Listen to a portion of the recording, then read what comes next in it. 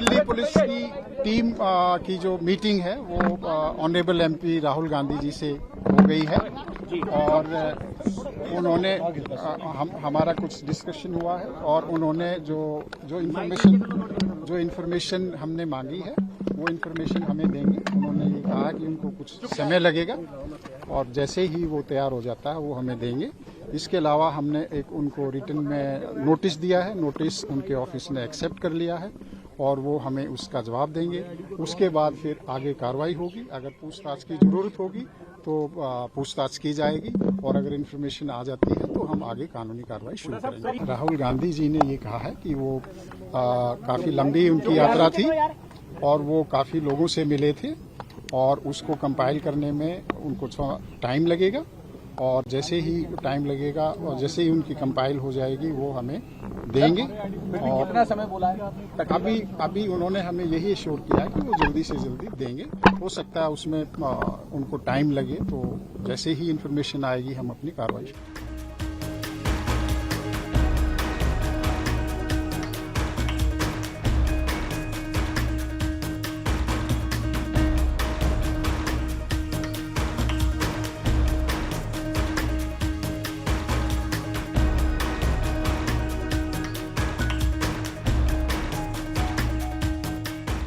नियमानुसार हमें जो जहां कहना होगा वो कहेंगे।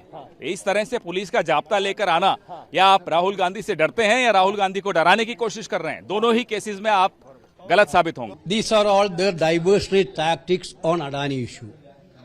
The day one Rahul Gandhi raised the issue of Adani with evidence revealing the connection between Modi and Adani, that day they started again to harass Rahul Gandhi, to trying to scare Rahul Gandhi. But they don't know. Rahul Gandhi is not a person to scared by BJP or Narendra Modi ji. Actually, they have to answer the questions raised by the Rahul Gandhi. Rahul Gandhi raised the pertinent questions, which is very much relevant in the present context of Adani's scam. Why don't they reply? Instead of replying, they are trying to intimidate Rahul Gandhi. They are trying to harass Rahul Gandhi. As far as the Jammu Kashmir speech is concerned, Rahul Gandhi already given his view to the police, Delhi police. Delhi police approached him 2 times. Then what is the purpose? What they want? That they want to arrest Rahul Gandhi. But this is actually now the dictatorship is in the paramount in our country.